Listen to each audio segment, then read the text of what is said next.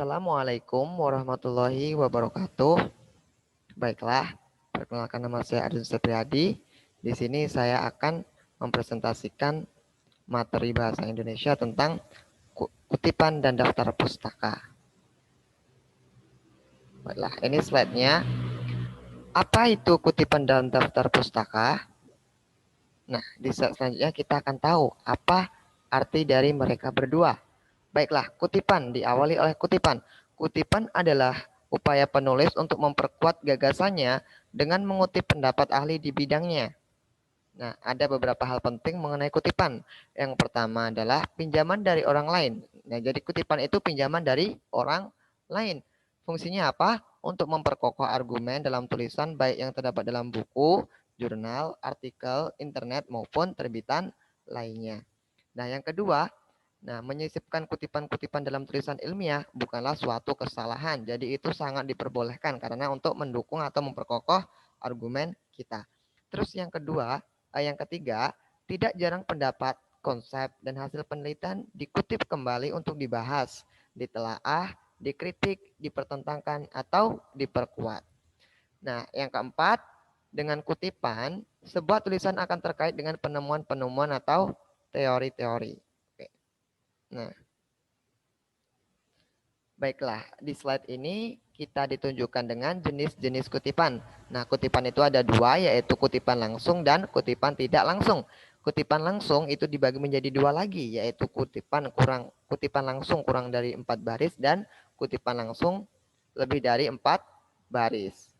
Oke, selanjutnya kita akan bahas tentang kutipan langsung. Nah, di dalam kutipan langsung itu ada syarat-syaratnya. Yang pertama, penulisan pendapat apa adanya tanpa mengadakan perubahan. Nah, jadi kalau kita mengutip dari suatu buku atau media cetak lainnya, kita itu harus sama, tidak boleh dirubah-rubah, sama 100%. Terus yang kedua, harus menggunakan tanda sik jika ada kesalahan dalam teks asli. Misalkan dari kata maka itu menjadi makan. Nah, makanya itu salah, kita gunain tanda ini. Terus yang ketiga, itu menggunakan tanda titik 3 jika ada bagian dari kutipan yang dihilangkan. Maksudnya jika kutipan itu panjang, kita cuma butuh setengahnya saja, karena nanti ditakutkan kalau itu sangat menguras halaman, makanya kita boleh dihilangkan dengan menambahkan atau menggunakan tanda titik 3. Itulah kutipan langsung.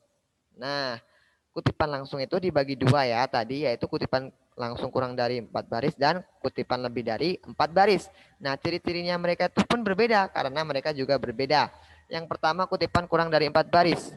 Oke, diintegrasikan dalam teks. Kedua itu diapit tanda petik. Selanjutnya diberi jarak antar baris sama dengan teks asli.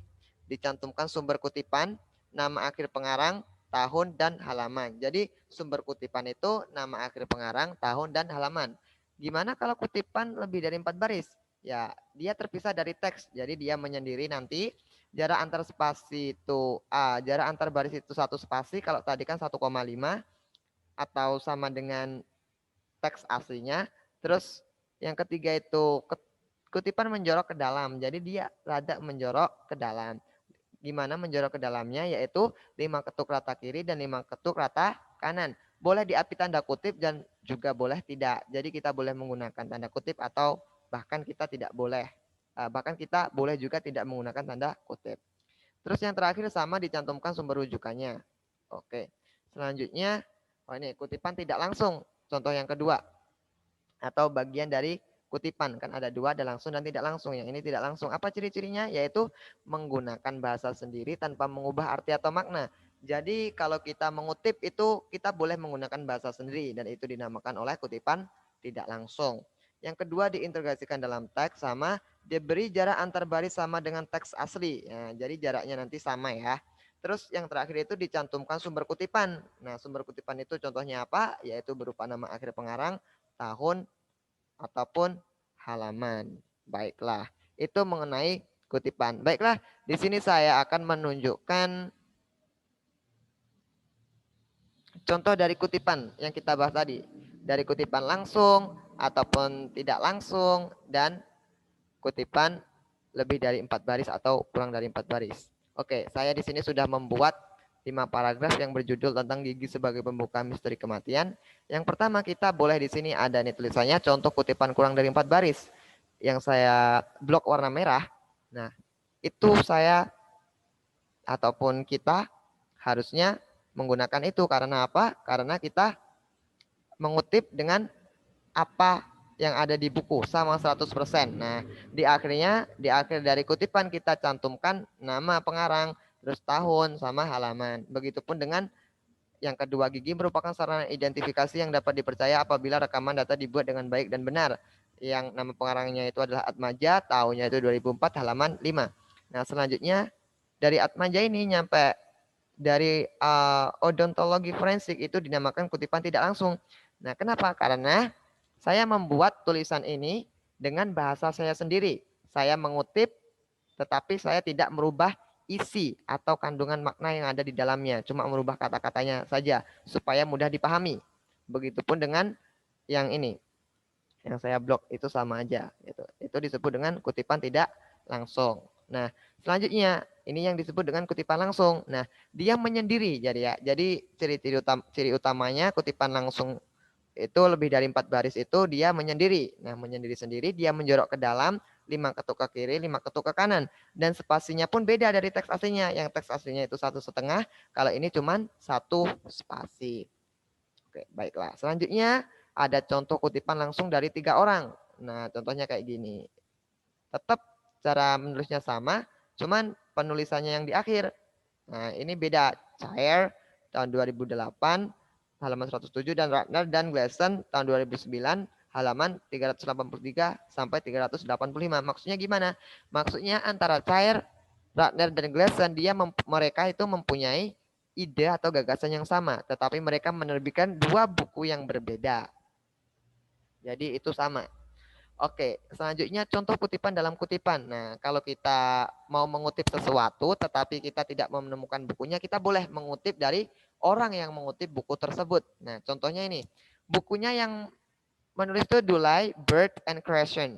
Nah, tetapi Dulay mengutip itu sendiri tahun 2006, halaman 2. Makanya saya nanti akan menyantumkan di daftar pustakanya yaitu Dulaynya. Dulay 2006 2, bukan yang mereka bertiga ini. Karena saya mengutip dari kutipan. Baiklah, itu tentang kutipan. Kita kembali lagi ke yang namanya PPT tadi. Nah, setelah kutipan tidak langsung, kita akan berhadapan dengan daftar pustaka. Oke, apa itu daftar pustaka? Nah, daftar pustaka itu adalah suatu susunan tulisan di akhir karya ilmiah yang isinya berupa nama penulis, judul tulisan, tahun terbit, halaman, dan lain-lain. Nah, ada beberapa syarat nih kalau kita mau membuat daftar pustaka. Yang pertama, daftar pustaka diletakkan di bagian akhir sebuah tulisan. Daftar pustaka berisi buku, makalah, artikel, atau bahkan cetakan lainnya yang dikutip baik secara langsung maupun tidak langsung. Baris pertama dimulai pada margin sebelah kiri, baris kedua dan selanjutnya dimulai dengan 3 ketukan ke dalam. Jarak antar spasi adalah 1,5 spasi. Daftar pustaka diurutkan berdasarkan abjad huruf pertama nama keluarga penulis, akan tetapi cara mengurutkan daftar pustaka amat bergantung pada ilmu. Jadi sangat bergantung dengan ilmu. Setiap ilmu mempunyai gaya selingkung atau memiliki gaya selingkung. Apa itu gaya selingkung? Nah, gaya selingkung itu adalah gaya untuk menulis daftar pustaka, dan setiap organisasi ataupun universitas itu mempunyai gaya selingkung yang berbeda-beda. Contohnya, kalau di dalam Universitas Sriwijaya, nah jika penulis yang sama menulis beberapa karya ilmiah yang dikutip, nama penulis harus dicantumkan ulang. Itu adalah salah satu contoh gaya selingkung di Universitas Sriwijaya. Oke, selanjutnya ada contohnya nih. Kalau kita mau membuat daftar pustaka sebuah buku dengan 1 orang pengarang, nah, itu ada nama pengarang di balik, tahun terbit, judul buku dimiringkan, tempat terbit, penerbit. Kita langsung ke contohnya. Sebenarnya nama aslinya itu Abdul Ghani. Nah, harus dibalik jadinya Shani Abdul. Tahun 1995 itu tahun terbitnya. Sosiologi dan Perubahan Masyarakat itu judul bukunya, dan itu harus dimiringkan. Suatu interpretasi ke arah realitas sosial. Nah, tempat terbitnya di Jakarta. penerbitnya adalah Pustaka Jaya. Selanjutnya buku dengan 2 orang pengarang. Nah, tetap sama, kita langsung ke contohnya. Nama pengarangnya ini yang pertama Susan M. Gas. Nah, itu ya nama awalnya, cuma dibalik dia. Yang kedua, nama pengarang yang kedua itu tidak dibalik, cukup yang pertama saja, Silenker Larry. Tahun terbitnya tahun 2001, seperti biasa, judul buku itu dimiringkan, tempat terbitnya itu di New Jersey, London, dan penerbitnya itu Lawrence Elbaum Associates.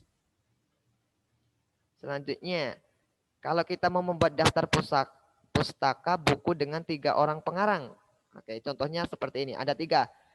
Heidi Duley, Marina Bird, dan Crescent Stephen. Nah, yang pengarang pertama itu harus dibalik. Jadinya Heidi Duley, jadinya Duley Heidi. Yang kedua tidak perlu dibalik, Marina Bird. Begitupun juga yang ketiga.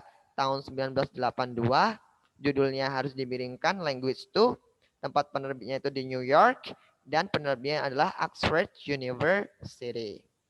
Selanjutnya, buku dengan lebih dari 3 pengarang. Nah, kita langsung ke contohnya. Worski Peter. Nah, kalau lebih dari 3 pengarang, kita gunain dan kawan-kawan.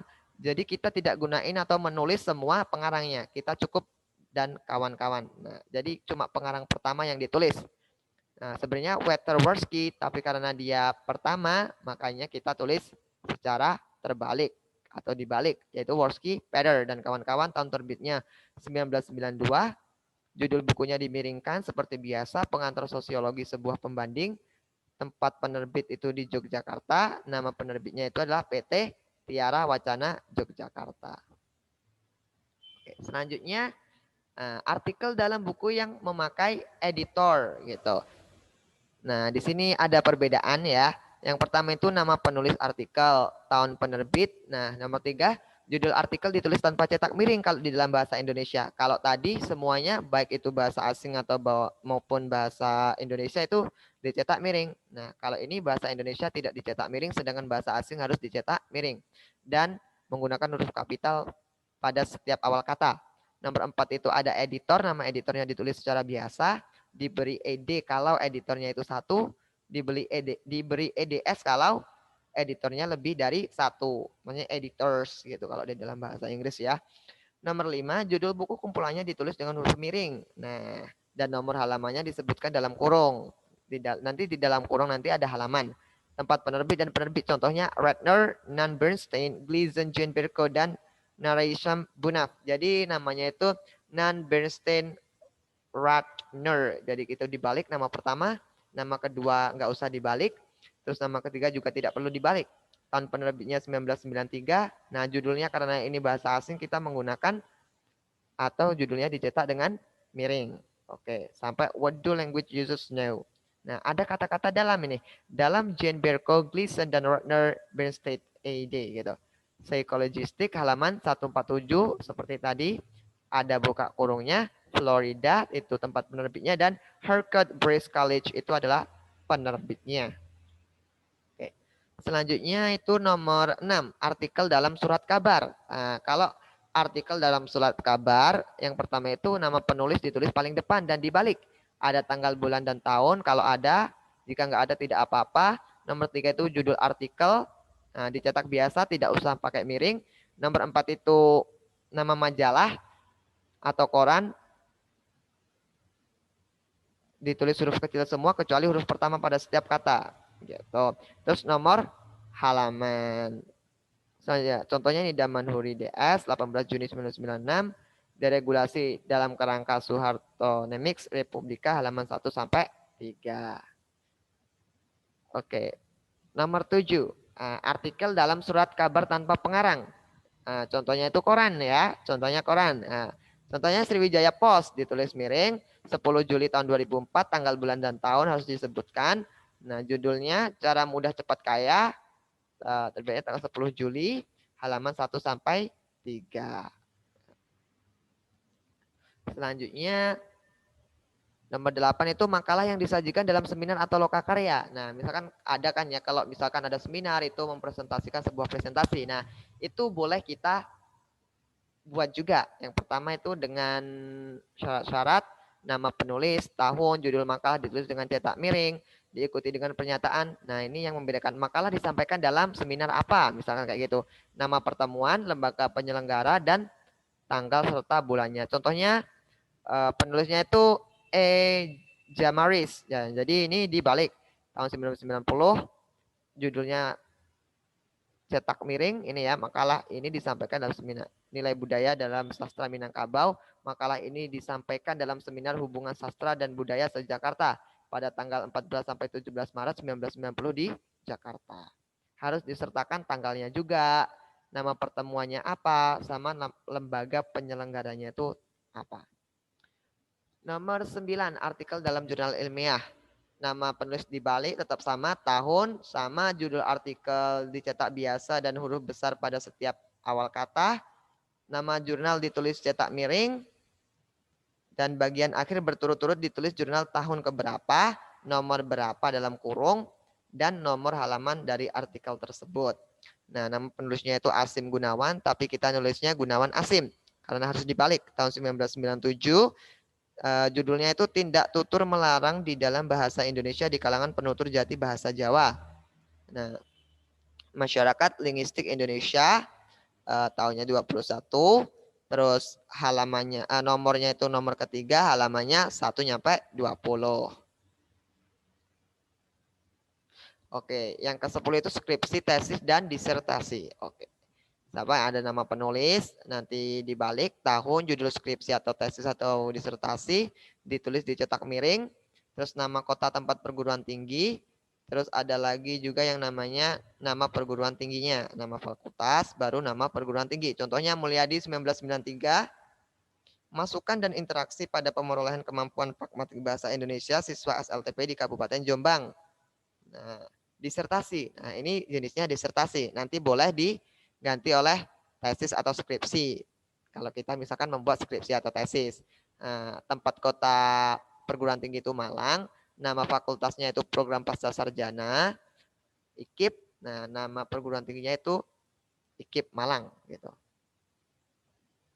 Selanjutnya yang ke-11 itu ada buku tanpa pengarang.